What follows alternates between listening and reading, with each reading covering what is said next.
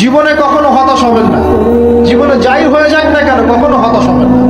মনে রাখবেন আল্লাহ আপনার রব, আল্লাহ আপনার সাথে আছেন ইনশাআল্লাহ।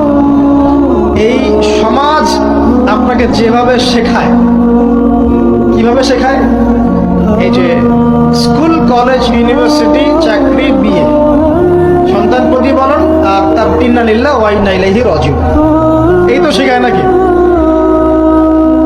সবসময় মনে রাখবেন যে আল্লাহ রাব্বুল আলামিনের পরিকল্পনাই আপনার উপরে সবচেয়ে বেশি অগ্রাধিকার যোগ্য, সমাজের পরিকল্পনা নয়। পরিবার আপনাকে চাপ দিচ্ছে, চাকরি পাস না, পড়াশোনা করিস না, হ্যাঁ পড়াশোনায় কেন তুই 80 নম্বর পাইলি না, কেন চান্স পেলি না, কবে চাকরি পাবি, কবে আমাদেরকে দেখবি, খাওয়াবি, পড়াবি, এই যে চাপগুলো চারপাশ থেকে আসে কিনা, এতে করে অনেক যুবক দেখা যায় মাদকাসক্ত হয়, অনেকে দেখা যায় আত্মহত্যা করছে, ইদানিং করছে কিনা ভাই? এই শব্দটা থেকে আমি এই পয়েন্টটা আজকে লিখেছিলাম যে ভুলেও আল্লাহর প্রতি বিশ্বাস এবং তাওয়াক্কুল হারাবেন না। সমাজ যেভাবে শেখায়, সমাজ চারপাশে যে চাপ আপনাকে দিচ্ছে, এই চাপে নিজে গা ভাসিয়ে দিবেন না।